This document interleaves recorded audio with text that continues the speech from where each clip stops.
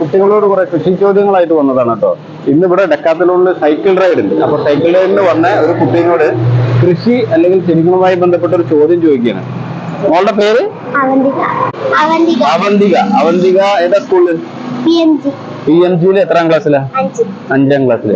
അപ്പൊ ഈ പൂക്കളെയും ചെടികളെയും ശലഭങ്ങളെയൊക്കെ ഇഷ്ടമാണോ? ഞാനൊരു ക്വസ്റ്റ്യൻ ചോദിക്കട്ടെ. നമ്മളുടെ കേരളത്തിന്റെ സംസ്ഥാന ശലഭത്തിന്റെ പേര് പറയാൻ പറ്റുമോ? ബുദ്ധമയൂരി അല്ലെ? അപ്പൊ ബുദ്ധമയൂരി എന്ന് പറഞ്ഞ ഉത്തരം ശരിയാണ്. പിന്നെ അത് മാത്രല്ല, കേരളത്തിന്റെ സംസ്ഥാന ശലഭം എന്നുള്ളത് അറിഞ്ഞിരിക്കേണ്ടത്. ഇനി ആരും എവിടെ ചോദിച്ചാലും ഉത്തരം പറയണം കേട്ടോ. അപ്പൊ ഞാനൊരു ചെറിയൊരു ഗിഫ്റ്റ് തരും.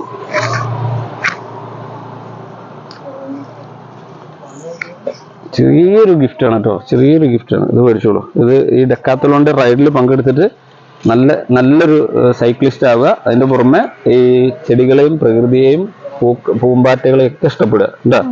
അപ്പൊ കേരളത്തിന്റെ സംസ്ഥാന ശലഭം ബുദ്ധമയൂരിയാണ്. ഇനി വീട്ടിൽ പോയിട്ട് സെർച്ച് ചെയ്ത് പഠിക്കേണ്ട ഒന്നുണ്ട്. തമിഴ്നാടിന്റെ സംസ്ഥാന ശലഭം കൂടി വീട്ടിൽ പോയിട്ട് നോക്കി പഠിക്കണം കേട്ടോ. ഓക്കെ, ശരി, താങ്ക് യു.